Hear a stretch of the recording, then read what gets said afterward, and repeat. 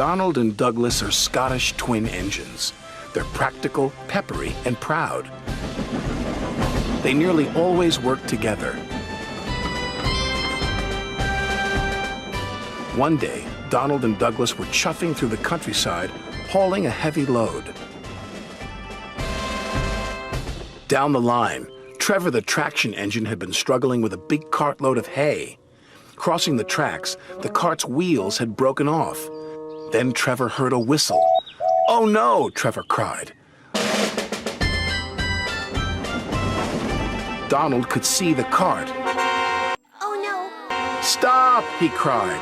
Donald's driver applied the brakes, but it was too late.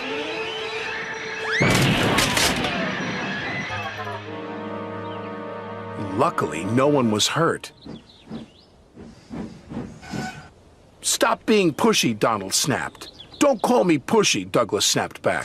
"You shouldn't have pushed me into the cart," huffed Donald. "You pulled me, you mean," argued Douglas. "Didn't. Did. Did not. Did too."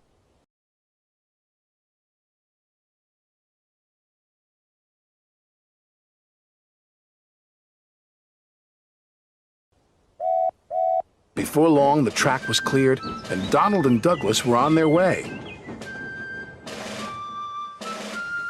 The twins were so cross they refused to speak to each other for the rest of the day.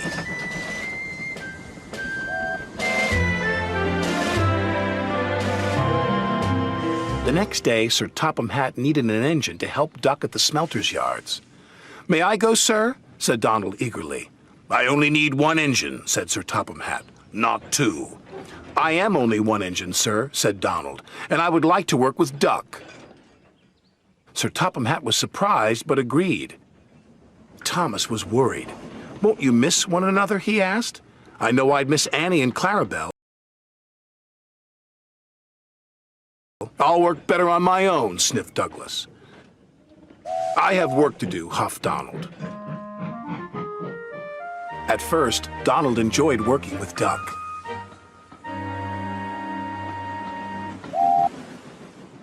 Then things started to go wrong. "Did you shunt those freight cars onto the other line?" Donald asked. "You said you wanted them on the other line," Duck replied. "Not that other line, the other line." Donald was cross. Douglas would have known what I meant. He huffed. Douglas was working on his own. He chuffed dutifully through the beautiful countryside. But Douglas had no one to share it with. Although he tried not to, he was beginning to miss his twin. That night, Douglas's driver took him to visit Donald. "I was just passing," said Douglas. "Have you come to say you're sorry?" Donald sniffed. This made Douglas very cross. "I've nothing to be sorry for," he said, and steamed away in a huff. The next day, Donald was in a bad mood. Duck could see he was getting too close to the buffers. "Look out!" Duck shouted, but it was too late. Donald's driver was very cross. "This wouldn't have happened if you were working with Douglas," he said. Donald knew he was right, and Duck knew he couldn't pull Donald back onto the rails. So he went for help.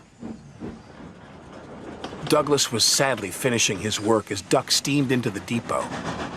"Donald is in trouble," said Duck. "Donald in trouble," Douglas cried.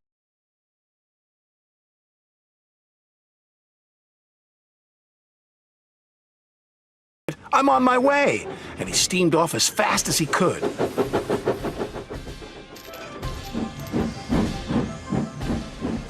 Douglas struggled and struggled. He finally pulled his twin gently back onto the tracks. He was relieved Donald wasn't hurt.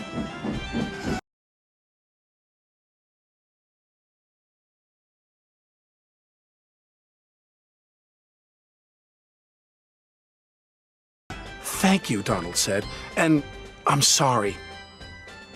"No, I'm sorry," said Douglas. "I'm sorry," insisted Donald. Don't argue about who's sorry, chuckled Duck.